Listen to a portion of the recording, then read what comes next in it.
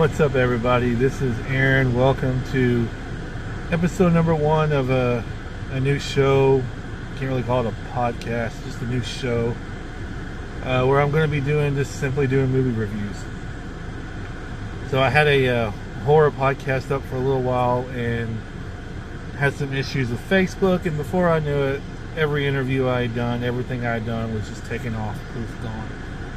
So I took a while and just didn't do anything and was pretty down about it because I had some really good interviews with Jason Pitts and my best friend Matt Speece and Kent Sagos from Nightmare on Elm Street 4, Buddy Campbell, who's become a good friend.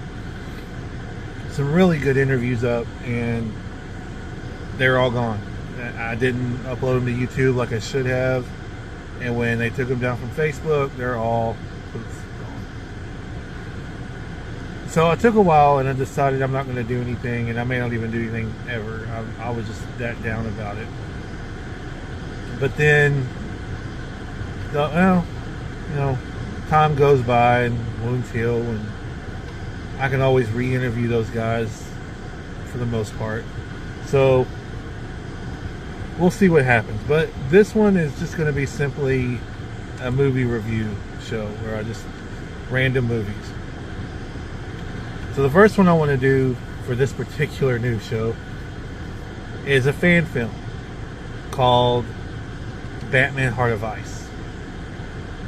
Now, Will Reed, who was the star of Voorhees and I the Beast, has been doing these Batman films for a while. This is his third one. He did The Killing Joke. I believe it said it was in 2016 or 17. And then he did Batman Under the Red Hood in 2021, and then Batman Heart of Ice. Well, this is going to be a spoiler-free review because the movie did just come out a few days ago on YouTube. You can look up DW Productions on YouTube, and it's on there, as is the other 2 Batman films he did.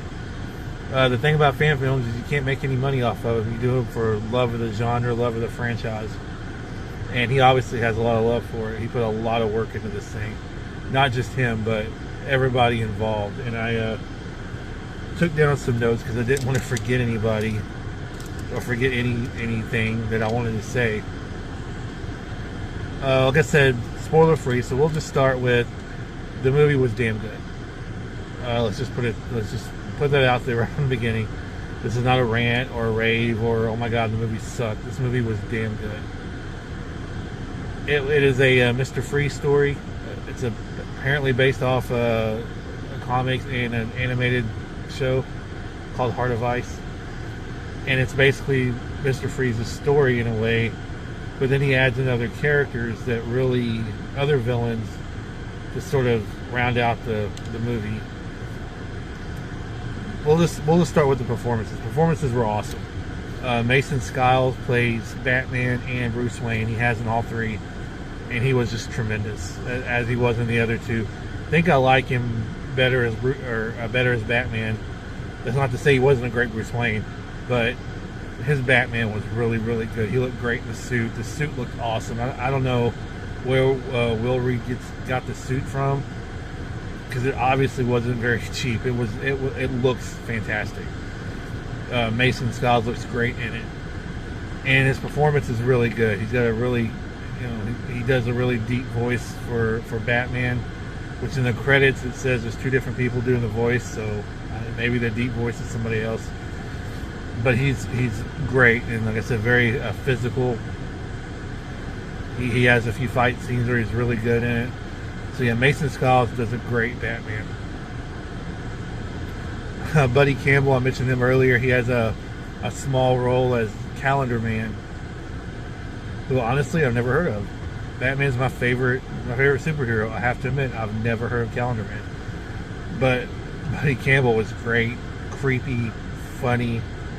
Everything that character is apparently supposed to be. I had to do some research on him. But yeah, he was great. Like I said, he's only in one little scene. He's not in it for very long, but when he is, he's really, really good. An actor by the name of Doug Morris plays Lieutenant Gordon.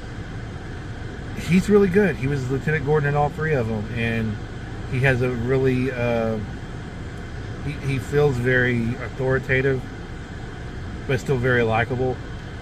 And he has a daughter in the movie as well. And I feel so stupid. I did not write down her name, the actress or the character's name, but his daughter is like a helping Batman, which we find out in the movie Gordon is not very happy about. He doesn't know it. He finds out and is very unhappy about it.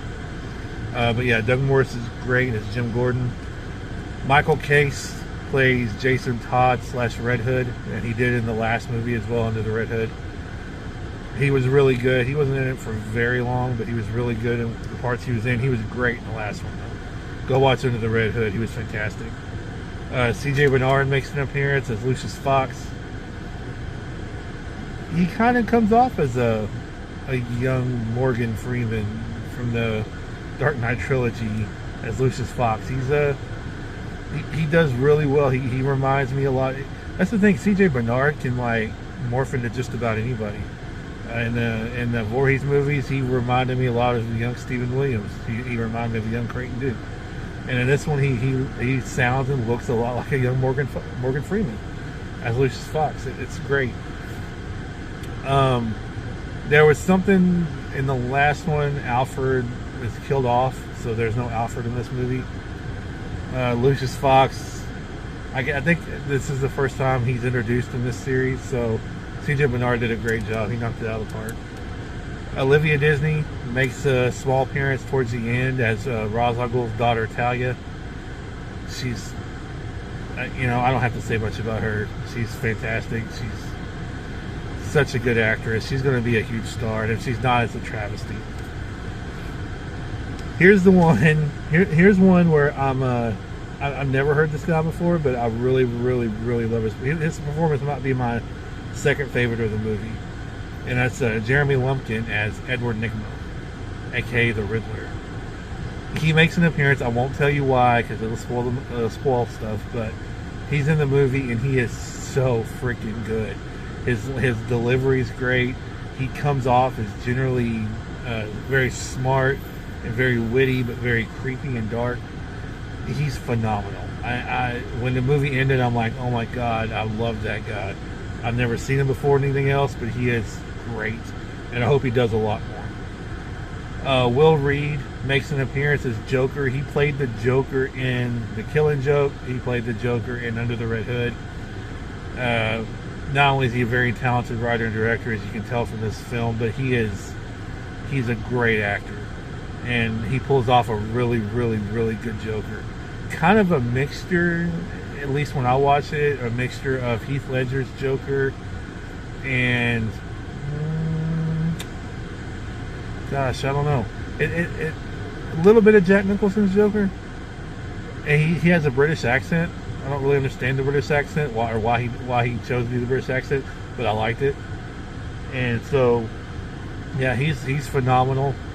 He's again not in the movie very long, but when he is, he's really, really, he's really good. But now we get to the star of the movie, in my opinion, making his acting debut, Mr. Jason Pitts, the writer director of Voorhees Night of the Beast, Voorhees After the Beast, Alone, Masquerade, When the Stairs Creak. He's done a lot, and as a director, and this was his acting debut as Victor Freeze, aka Mr. Freeze, and he knocks it out of the freaking park, man. He's that's my favorite performance. There's a scene towards the end. It's a really emotional scene, and they did a similar scene in Batman and Robin back in '97 with Arnold. And I love Arnold. I'm a huge Arnold fan, but Mr. Freeze, this is the best on-screen Mr. Freeze, live-action Mr. Freeze ever. Sorry, Arnold, but that Mr. Freeze was not very good. This one's great.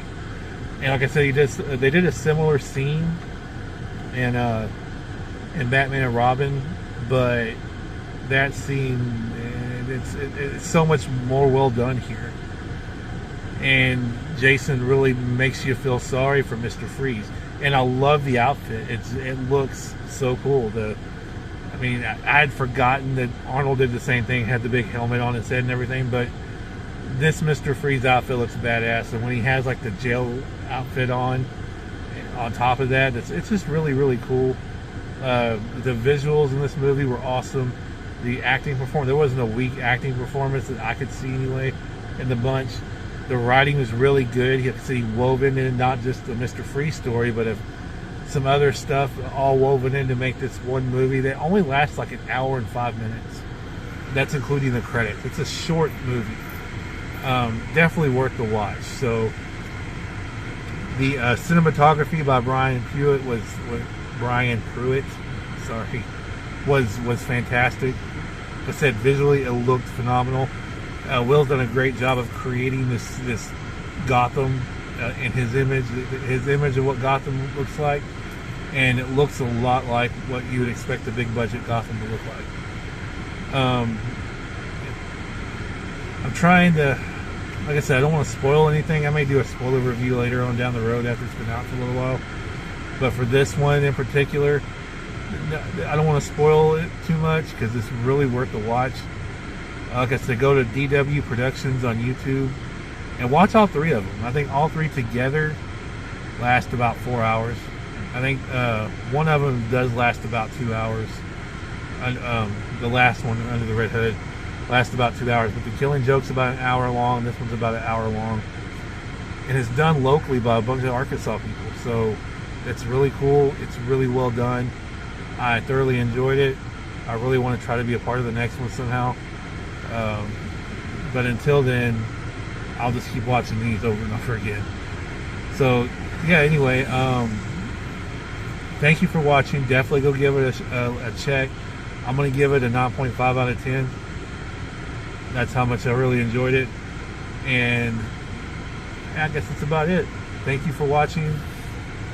Fantastic job, Will and Jason and Mason and everybody else that was involved in the movie. Y'all did a tremendous job. And keep up the good work, guys. See you down the road. Bye.